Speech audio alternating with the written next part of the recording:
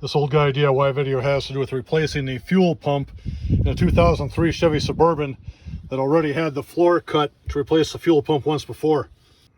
In this particular vehicle, the Delphi pump has a problem with the sending unit, and the fuel gauge only works from full till about a quarter of the tank is gone. At that point, the fuel gauge drops down to empty, and then when there's about 3/4 of a tank left, it may or may not work again. So right now I'm removing this patch so I can put a new fuel pump in here. So when I'm doing this, to prevent drilling too far as I'm drilling through where these rivets were, I take a drill like this and I'll stick it in the chuck, and I'll actually chuck it up, and then I'll take my grinder and cut the thing off right here. So I know that there's no more than a 1/4 inch of drill that can go down through this sheet metal before it stops, because the chuck actually runs right into the metal itself.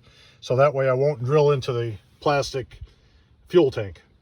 But I'll cut this thing off with the grinder and I'll be right back with you. I cut the shank of the bit off at that length. Now I'll just take the bit out of the chuck, flip it end for end, bottom it out in the chuck itself, and I'll be ready to drill these rivets out. This is what it looks like ready to go. If you have a collar that you put on an 1/8 inch bit, there's no need to cut them off. But if you don't have a collar, this technique works pretty well. You can see here with 176 miles on a full tank of gas, the needle should be reading closer to half, and it's just buried at empty. So this is the old one, and I'm just about to pull out that old fuel pump and put in a new one. This is what the old fuel pump top looks like after I open this little flap. So now it's just a matter of putting a penny over here so that clip clears, and then I'll just take a hammer and wrap on this metal ring a little bit. I'll take that thing off and put the new pump in. I disconnected the fuel lines, and to do that, you just squeeze in on these plastic ears, and then I grabbed this with a channel lock and pushed it towards the front of the vehicle. Same thing on this side. And then to make sure this lock is disengaged, I just take a penny and put it in there. And now I'll take a hammer and a screwdriver, put the screwdriver right here, and tap counterclockwise. You can see where that slot is, and this whole unit will twist, and then I'll be able to take it out of there. So I had the screwdriver in the slots like that, and when you get it loose, the penny will just pop out. You can see that all these teeth are lined up in the slots. This whole unit is ready to just come up now.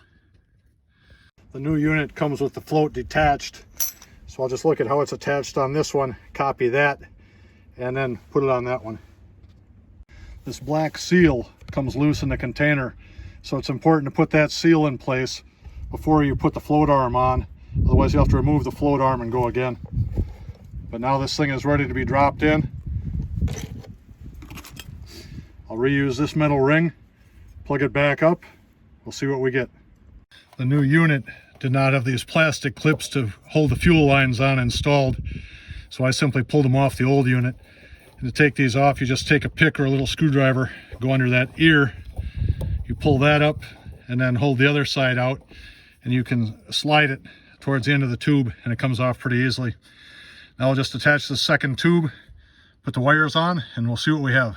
With the new gauge in place, this thing is reading just under half a tank of fuel, which is what I expected with 176 miles on it. So we'll call this a success. Thank you for watching. I've closed the hole again with the 1/8 inch rivets. Then I use this HVAC tape over the top. So it's sealed up. Now it's just a matter of closing the carpet back, 4 bolts for the seat, and I'll be done. I skipped over the first few steps of this, and I have a link to the video where I actually went through and cut this floor the first time for the fuel pump. But it takes an 18mm socket. There's one bolt there. You take this little trim strip off, there's another bolt beneath it. There's a bolt here.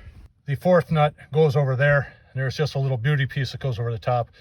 But it's those 4 studs that are mounted through the floor that have 18mm nuts that have to come out so you can remove the seat.